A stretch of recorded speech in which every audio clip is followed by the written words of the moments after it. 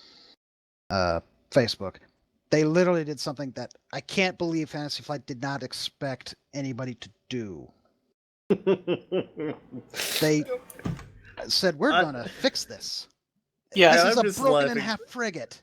And I'm just It- laughing my ass off this entire time. It's broken in half and scattered across multiple kilometers of this planet. It's been in the jungle for 20 years, and our explosive expert fetishist bounty hunter goes, I can fix that. So I'm just like, okay, I want to know. Let's just roll for it because I want to see. So we And I was like, all right, let's go for it. Let's just see what the role is going to be like.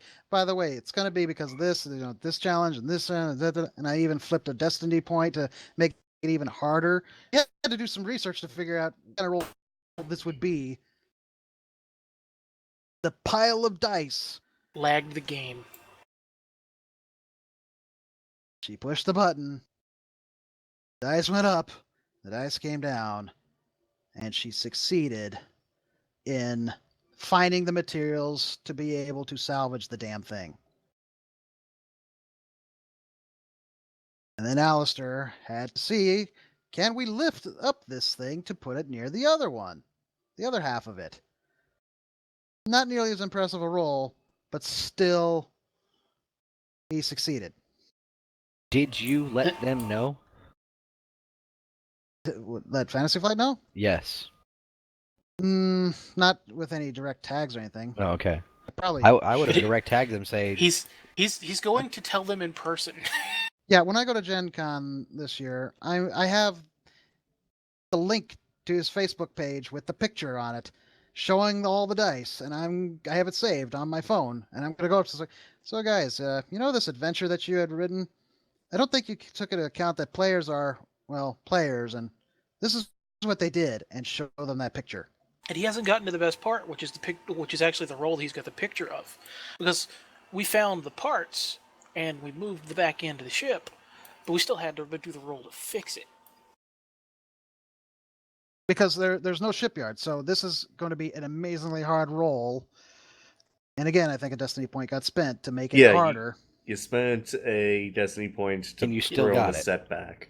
We not only got it, but we critted so hard, we did it in 90% less time than it should have taken. So what'd you do with the Meanwhile, ship? They're still working on it. It's still in 2 because we still got to role play through it. Still got to get through the rest of the adventure. But we've essentially solidified the fact that we're flying this broken ass frigate out of here. Don't worry, we're still flying half a ship. Yeah, What meanwhile, class of ship is it? It's a munificent class frigate, the old little clamshell CIS frigates from the Clone Wars. Okay. and like I said, meanwhile, I am just laughing my ass off out of character because I did not expect them to actually get that high of a roll. They shouldn't have. Realistically speaking, Statistically speaking, it should not have been possible for them to do any of what they did. I mean, the only thing that the book adventure covers is, if you want to come back and do other adventures. That has nothing to do with being able to salvage the thing and make it fly again. There's nothing in it at all, except, if you wanted to salvage it, you could do adventures to go into the Hulk itself, but not to take the damn thing and fly it out of there. There you go, Adam. Put that on the stream. That's the dice roll to repair the ship. Yeah, speaking of which, Tank, I need to show you a couple of ships in the new Disciples of Harmony source book. Yeah, that's fine. We can cover that later. But yes, we're going to be following up in the rest of the adventure, because I basically had them say, okay, guys, write this down. We'll come back to that later. I'll figure out some way to incorporate it into the story. And you still have the rest of the adventure to deal with. Yeah, I'm pretty sure, I don't know because I haven't looked into it intentionally, but I'm pretty sure there are survivors. We're supposed to rescue them, but our entire crew just went, ooh, ship. Oh, yeah, we were supposed to do... Nah, we're going to save the ship because they're all about acquiring ships now. You've already got a hammerhead from the Old Republic period. So, let's see, we started with a 1,000-year-old ship. No, we started with the YT 2000. We now have the YT-2000, the Arcid Stalker, the YT-2400, the Hammerhead, and now a Munificent Frigate. As a experienced RPG player, tabletop RPG player, I understand players are going to do things that GMs should probably not expect. However, now that I am the GM and I've been on both sides of the GM screen, I expect them to come up with random shit, and I'm waiting to see what they do. So it doesn't surprise me when they come up with these random things. It surprises me when they succeed on the roll. We literally performed a drive-by shooting in space. That's true, they did. We wanted to disable the enemy freighter. We don't have any ion weapons on my ship, so we literally had the bounty hunter, who has a micro rocket launching pistol and micro ion rockets, put on an EV suit, stick her head out the airlock, and shoot the other freighter as we passed it. And it worked. To be fair, my buddy here said, That's the GM's worst nightmare. I'm the GM. I know. It's not my worst nightmare, because I'm like, because they joked about it. "Eh, we'll just do a drive-by thing." I'm like, all right, let's see you do it. They're like, wait, what? We're doing this? I'm encouraging them because it sounds for a better story. I mean, it's a little ridiculous saving, a frigate, but whatever. I put an EV suit on and I shot the ship. Dude, more than likely we're just going to sell it for scrap. That's a lot of scrap. This is a lot of scrap, but it's probably Does it have a worth working whole... hyperdrive or anything? Okay, I'm just going to go ahead and tell you what our mechanic is going to say. I can fix that. Okay. We've made the running gag that she's fixed Felix. The last episode, which is up on my YouTube, is literally called Star Wars Forces of Misfortune. We can fix that. I'm just curious. It's just well, I mean, it's Clone Wars era ship. What are you gonna do with it? Well, this thing is more Roger, scrap Roger. than the 2400 is. But it's more scrap. Roger than the Rogers. Hammerhead. Well, we could probably sell it for scrap, keep some of the weapons. It's worth, at least my estimate, at least a couple million in scrap because of the technology and materials. And you know who they'd probably sell it to? Mr. Ryle. Because he has a shadow port. What the heck am I gonna do with it? You run a shipyard. You're gonna tear it apart and use it for parts. Use it for parts. Use any of the stuff for scrap. Whatever. Melt it down. Build a new ship. Use it to make dirty ties. Make uglies. You're the shipyard guy. You just have to come up with a realistic cost that wouldn't potentially bankrupt you. To pay out or something like that. Oh, whatever. They have to get off the planet first, and they got other things to do in the meantime. Oh, and there's the space cuckoo. Yep, it's right there in the image. It's funny, Roland, you said Roger, which made me think of Jolly Roger, which I still giggle to myself every time I hear that pirate ship's name used in children's television stuff. Because the Jolly Roger is a very, very not so fun sexual innuendo. I'm still trying to figure out how they haven't done something with that for Pirates of the Caribbean. Because it's a family film. Hey. What, Hey, dude? There you go, Adam. You can build that. The what is it? Jake and the Neverland Pirates on the Disney Channel. Captain Hook's ship is the Jolly Roger, which That's I true. laugh every single time they would say it. I was like, Jolly Roger, oh my god, they're talking about pirate butt sex. That's what it's all. That's what the name implies. My. That's exactly what it is. It's like, okay. Yo, ho, I pirates really like like that ship. It is a neat Oh. ship. The one I linked. Yes, it is a mix between a Corellian Corvette and a Dreadnought heavy cruiser. It's basically a capital ship ugly. Well, just to point out for my players, I've been told I'm not mean enough. My personal opinion is it's not a matter of being mean. It's a matter of, is it a good story? Is it fun? Is it fun? Though I may not be making things challenging enough. Is it just me, or does that ship has a very phallic look to it? Have you seen a lot of Corellian design ships? Or capital ships, anyway? Well, the Dreadnought's not Corellian design, it's Rendili, isn't it? Well, that's true. But no, I get what he means. It does have very large, bulbous engine parts. It's just very, I mean, it's phallic. Anyway, we were going to wrap things up, weren't we? We were. We were Yes. going to wrap it up and... Here we are talking about phalluses and we're wrapping it up. Oh! Jolly Oh, Roger. no. If you whip it out, cover it up. That's why we have that little rating in the beginning. What it's intended for. The preceding podcast was intended for mature audiences only, Considering that, even though we're not mature. indeed, considering though that the working title we have right now is God Farts or He Got Shafted, this really ends it on a rather high note. Yes. Okay, well then, follow us on Twitter, which is at the Geek EZ. That's our handle on Twitter. Let's see, on Facebook, you can find us at facebook.com/geekez. Follow us here on YouTube. We are the same, the Geek EZ on YouTube. And on Twitch, we are the Geek EZ on Twitch. So follow us on there. If you come across one of our, oh my God, here I go one more. If you come across the any one of these feeds, just say, hey, I like that, subscribe, and all that kind of good stuff. And we're Hit outta that here. like and subscribe button like a boss. Oh wait, I'm not Jacksepticeye. I'm gonna go watch some 1966 Batmans. They had all of them at the library, so I grabbed all three. I grabbed all 3 seasons. I'm gonna chit chat with the tank and then watch a Soviet Womble video. I'm Go gonna watch ahead. Arrow Season 5, because it's actually not bad. Well then, we will be back next week, barring anything major happening, with hopefully some Star Wars news, because it's June and they said that they were going to announce the next standalone film. So You know they're going to do it at D23. Yeah, probably.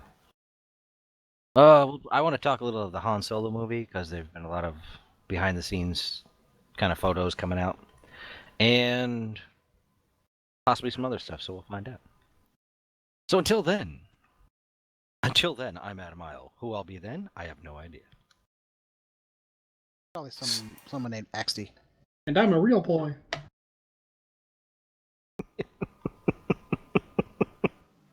Oh no! Nobody make Tade lie.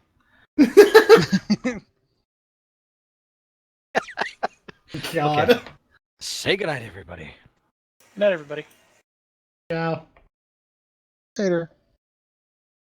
Good night. And we are out of here.